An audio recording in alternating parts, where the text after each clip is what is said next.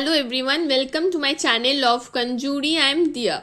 So in today's discussion, I am going to discuss about the second writ, the writ of mandamus.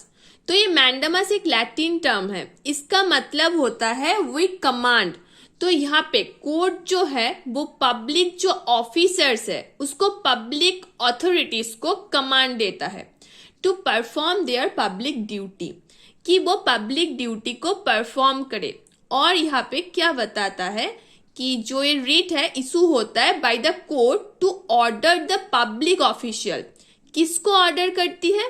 Public official को, who have failed to perform their public duty, या फिर refuse किया है उसने अपने public duty को perform करने के लिए। तो यहाँ पे कोर्ट कमांड देता है कि आप परफॉर्म कीजिए अपनी पब्लिक ड्यूटी, या आप जो है आप अपनी ऑफिशियल ड्यूटीज को डिस्चार्ज करें। Now besides public official, mandamus can be issued against any public body. तो मैंडामस रिट किसके अगेंस्ट पे इशू किया जाता है? किसी भी पब्लिक बॉडी के अगेंस्ट, किसी भी कॉरपोरेशन के अगेंस्ट, कोई भी इंफीरियर कोर्ट या फिर ट्राइब्यूनल के अगेंस्ट, या फिर किसी भी गवर्नमेंट के अगेंस्ट, द सेम पर्पस। तो यहाँ पे मैंडामस के लिए इंपॉर्टेंट क्या है कि वो कोई पब्लिक ड्यूटी होना चाहिए, राइट? और यहाँ पे पब्लिक ऑफिशियल्स को ये कोर्ट कमांड देता है कि आप अपने पब्लिक ड्यूटी को परफॉर्म कीजिए। तो थ्रू दिस रिट आप किसी भी पब्लिक ऑफिशियल को अपने पब्लिक ड्यूटी परफॉर्म करने के लिए कह सकते हैं। आप कुछ फैक्ट्स जान लेते हैं मैंडामस के रिस्पेक्ट में। तो ये जो रिट ऑफ मैंडामस है कुछ फॉलोइंग केसेस पे इशू नहीं किया जाता है, जैसे कि प्राइवेट इंडिविजुअल की अगेंस्ट पे नहीं इशू हो सकता।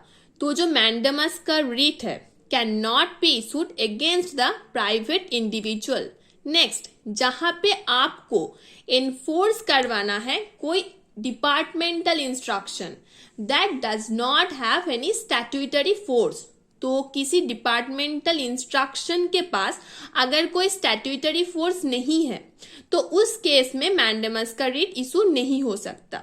Similarly, to order someone to work when the kind of work is discretionary and not mandatory।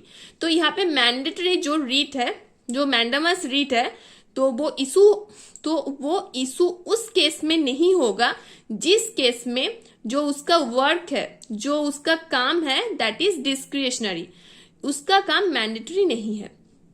ये उस पर्टिकुलर पर्सन की या उस पर्टिकुलर अथॉरिटी की डिस्क्रिशन है कि वो ये करे या ना करे।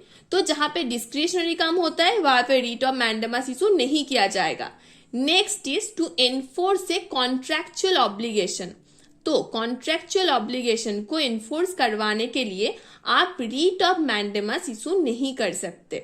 Similarly, mandamus can not be issued against the Indian president और द स्टेट गवर्नर्स।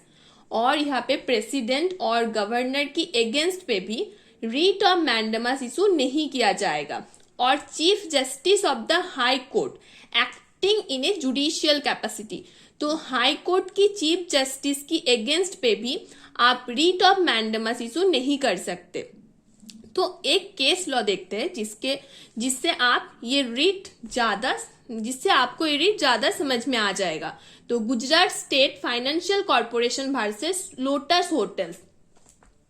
तो इस केस में क्या हुआ था, जो फाइनेंशियल कॉर्पोरेशन है उसने लोटस होटल्स के साथ एक एग्रीमेंट किया था और ये कहा था कि हम फंड्स रिलीज करेंगे ताकि आप अपने कंस्ट्रक्शन का काम कर सके।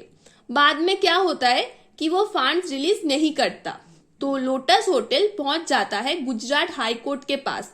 Gujarat high court writ of mandamus issue करता है और ये कहता है कि इस अथॉरिटी को जो ये पब्लिक ड्यूटीज ने वादा किया था वो परफॉर्म करना पड़ेगा।